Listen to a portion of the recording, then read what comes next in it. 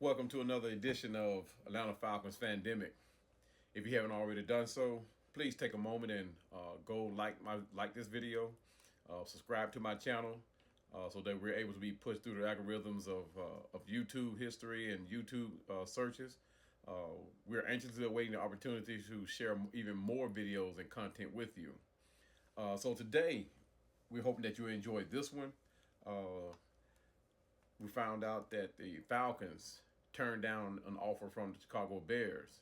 The Chicago Bears offered us a fourth round pick, 2025 fourth round pick for our 2024 pick at the number 8.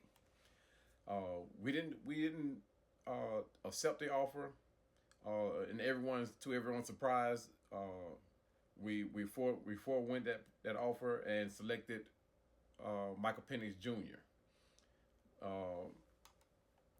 The team also found out shortly before the draft that they would likely be punished for tampering with then free agent Kirk Cousins, which would likely cost the team a draft selection. Well, the draft came and went, and the Falcons were docked a 2025 fifth round pick, and definitely a slap on the wrist, but a pick is a pick, right? So everyone is now wondering, with the knowledge of knowing that you were going to be at least docked a pick, not sure what round, but you were going to at least be docked a pick. Why wouldn't you pick up this pick from Chicago Bears? Well, with the draft being over now, we would think we'll be able to move on from this, right? Wrong. It turns out the Falcons found yet another way to continue being the topic of mass discussion. You know, as I think about it, you know what discussion I hope comes up on the lips of these naysayers, media analysts, and the commentators alike? A discussion of how well Terry Fontenot is building his team up to playoff caliber and possibly Super Bowl contention. I guess he doesn't get that credit until we win, right? But that's a topic for another discussion. The Chicago Bears called the Falcons to see if they would swap their number 9 pick with our number 8 and throw in the 2025 fourth round pick. Now, we don't know how that conversation went, but we all know now that the answer to the offer was no. Now, turning down a trade is fine. It happens all the time. Turning down seemingly a free fourth round pick is the crazy part. But my grandparents always told me, even my mother always told me, nothing in life is free. Nothing is free. It may be worded as free, but somehow or another, you're going to pay for it, whether it be negatively or positively. So how would the denial of, turning down this pick, how would this affect the Falcons? Now, evidently, the Falcons wanted Penix. We really wanted Penix, and were worried Chicago would turn around and flip that pick to someone else. That's fair. That's a fair afterthought. But if there was one team in the entire draft that you could bank on not taking Penix, it was the Bears, who had taken Caleb Williams first of all. Now, at first thought, it looked like the Falcons passed up draft capital that could have used for this year or the following year. If that's the case, we have to make this free fourth round pick make sense if it was free. So, guys, let me tell you, and this is just my own perspective, and this is before I did further research. This offer from the Bears was far too generous, and I say that because we were no way a threat of interrupting any draft plan that the Bears and general manager Ryan Poles had. The Bears, along with everyone else, knew we were either going edge rusher or quarterback. And contrary to the present outlook of the Bears organization, Ryan Poles and Ian Cunningham, these are two very smart guys. They're about as smart, I would say, as smart as Terry Fontenot. And there was only two reasons that I could come up with that this offer was made. Number one, the Bears was up to no good, period.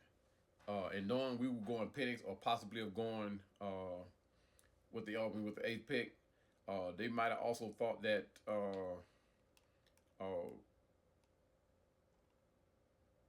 let's see, I guess go with Rome Odunza by trading that pick. Now they also knew that we could possibly go wide receiver at the number 8 pick, but they knew we were going Michael Penix. Now, if we were going with a wide receiver, it was rumored to be Malik Neighbors. Now, Rome Odunza's name did come up. However, everybody knew that Terry Fontenot, I'm not going to say he did not like Rome Odunza, but he liked Malik Neighbors better. However, the Bears knew too that even if we picked Michael Penix, they still had to, let me reword that. If we did the swap, they would still get Rome Odunza. However, they would get more draft capital had they gave that pick to the Bears. And I think the Bears was picking number 13. So had we accepted that offer, they would have lost that number 4th pick to us, but in return would have gotten that pick back from the Bears and maybe then some. Because the Bears really wanted, not the Bears, the Raiders really wanted Penix. They didn't want to settle with Bo Nix. They wanted Penix. It was no surprise about that. They wanted him. So the benefit was for the Bears to be gaining that pick in order to gain even more capital from the Raiders and still get their intended pick, Rome Odunza, at pick 13. The other reason is Ryan Poles. The second reason is Ryan Poles may have actually had in his mind that we were a threat at grabbing Rome Odunza, because there were also reports out there that we were looking at Rome Odunza. So the pick, the Bears may have been threatened that, we might be going with that pick as well. However, as the draft went along, it was clear that all the receivers that the Atlanta Falcons would even consider taking had already gone off the board.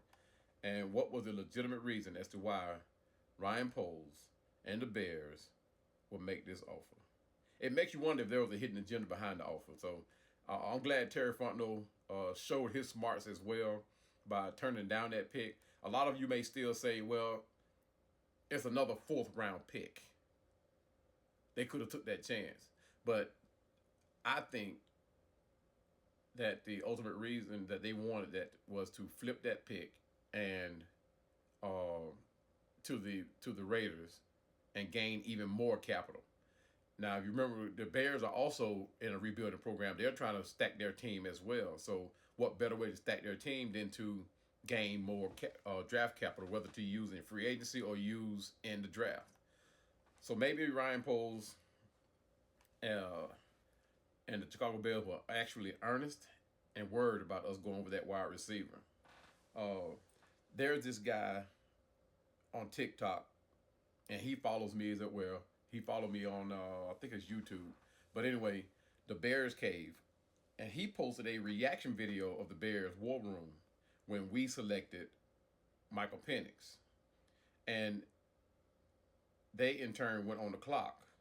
The reaction throughout the room looked like a heavy sigh of relief. So there may be something, maybe nothing to that offer to us other than the Bears and Ryan Poles wanted to solidify their pick at Rome Odunza. And I paid even more attention to Ian Cunningham, who was sitting next to the team owner. Their face showed the same thing. Matter of fact, Ryan Poles actually looked over to Ian Cunningham and the team owner and was like, "Hey, is this going to work for you?" And this was after we picked Penix. So obviously it's going to work because they still get a chance to pick Rome Odunza without having to give up that 4th round pick. They were able to maintain their 4th round pick. So guys, let me know what you think. Was this a earnest offer from the Bears? Is it going to turn out to be a good offer? Reason that we turned it down? Is it one of those things that's going to come back and bite us? And one thing about draft picks, you can really stack your team with draft picks. you can actually use draft picks as capital. But you have to roll the dice too. And if you're going to stand on business, you got to stick to your plan of what you got going on into the draft. And Terry Fontenot did that. He stuck to his plan.